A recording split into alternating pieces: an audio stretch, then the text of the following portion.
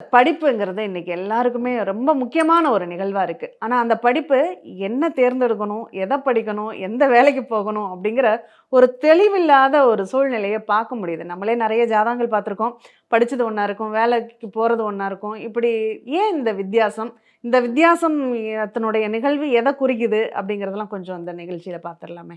நீங்க ஒரு படிச்ச படிப்புக்கான வேலைய தான் நான் முதல்ல என்ன படிச்சனோ, அத நான் டிப்ளமோ படிச்சேனா, பிஇ மெக்கானிக்கல் படிச்சேன். பிஇ மெக்கானிக்கல்னா பிஇ சிவில் படிச்சேன். நான் பிஇ சிவில் முடிச்சுட்டு, பிஇ சிவில் சம்மந்தப்பட்ட ஒரு எல்என்டி சம்மந்தப்பட்ட ஒரு நிறுவனத்தில நான் வேலை பார்க்குறேன். உங்க பாதை சரியான பாதையை நோக்கி நீங்க பயணிக்கிறீங்க.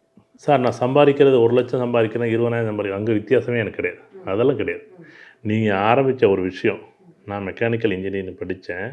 நான் மெக்கானிக்கல் இன்ஜினியரிங்கில் நான் இன்றைக்கி வந்து ஒரு ஆட்டோமொபைல் சம்மந்தப்பட்ட ஒரு துறையில் நான் இன்றைக்கி ஒரு சாதாரண துறையில் தான் இருக்கிறேன். நான் ஒன்றும் பெரிய இல்லை, எனக்கு சம்பளம் கம்மியாக தான் இருக்கிறேன். நீங்கள் சரியான பாதையில் போகிறீங்க. இங்கே நான் படித்த படிப்பு ஒன்று இருக்குது, என்னுடைய வேலை ஒன்று இருக்குது, நான் தொழில் ஒன்று பண்ணுறேன். இது சரியான பாதையான்னு கேட்டால் கிடையாது. இதுதான் பெரிய ஆச்சரியம்.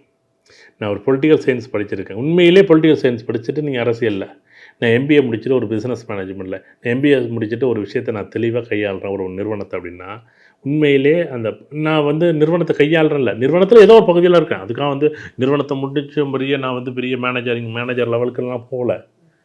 ரொம்ப பேசிக் லெவலில் நான் ஆட்டோமொபைல் முடித்தேன். நான் கெமிக்கல் இன்ஜினியர் சம்மந்தப்பட்ட துறை. நான் பிகாம் முடித்தேன், எம்காம் முடித்தேன். நான் ஒரு கெமிக்கல் ஒரு மாத்திரை சம்மந்தப்பட்ட ஒரு ஃபார்மா இண்டஸ்ட்ரியில், ஃபார்மா கம்பெனியில் ஒரு சின்ன லேபர் வேலை. எப்படி மருந்தில் ஒரு பகுதியில் ஒரு தொழிலில் ஒரு கெமிக்கலை ஆட் பண்ணுற இடத்துல நான் இருக்கிறேன். ஒரு கெமிக்கலை பற்றி மட்டும் படித்தேன். நான் பயோகெமிஸ்ட்ரி படித்தேன். பயோகெமிஸ்ட்ரியில் ஒரு லேபில் வேலை பார்க்குறேன். இப்படி இருந்தால் நீங்கள் 100% சரியாக இருக்கீங்க. நீங்கள் ஜாதகம் பார்க்க வேண்டிய அவசியமே இல்லைன்னா இல்லை.